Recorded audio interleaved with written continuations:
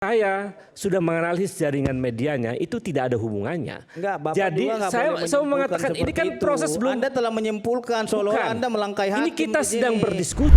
Ketika kemudian terjadi kekerasan semacam itu terlalu jumping kalau kemudian dikaitkan dengan Del Pedro misalnya.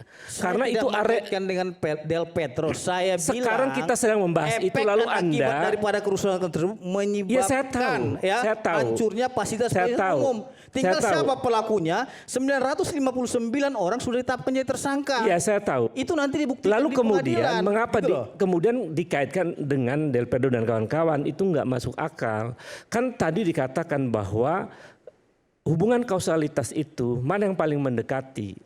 Dari argumen-argumen yang kita analisis itu ternyata nggak ada hubungannya dengan Del Pedro. Apakah kemudian kerusuhan di Makassar, kerusuhan di Surabaya dan lain-lain itu semua itu ada bukti empirik itu terhubung dengan Del Pedro.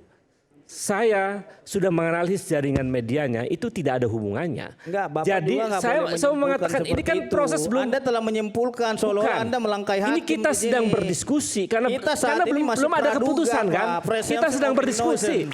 Kita sedang berdiskusi. Tapi sudah melangkahi hukum. Karena kemudian Anda duluan yang ini argumen yang nanti untuk pembuktian siapa yang bersalah di sini akan diuji di pengadilan. Iya, belum selesai. Gitu loh. Kita nggak bisa melakukan dia salah tidak bersalah. Karena ini belum masuk ke pengadilan, kita mendiskusikan secara objektif. Yes, justru itu kita menunjukkan asas praduga tidak bersalah. Nah, karena praduga tak bersalah, saya berhak menyatakan pendapat. Trigger daripada kerusuhan tersebut ini hancur nih.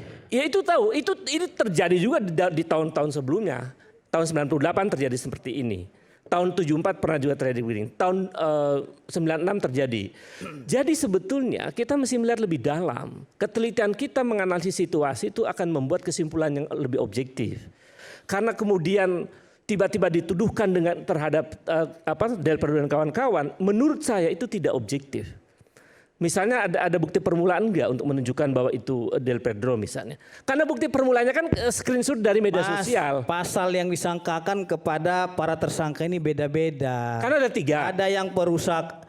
Kamu hanya melihat 3, saya melihat 959 orang di sini tersangka. Oke, saya paham. Jadi jangan kamu hanya melihat 1. Jadi setiap pasal yang minta pertanggungjawaban itu yang harus dia pertanggungjawabkan. Saya paham. Ada yang kasusnya perusakan, fasilitas umum, ada yang penyebaran berita bohong, ada yang penghasutan. Jadi kalau Anda bilang itu Del Pedro merusak, no, dia tidak merusak.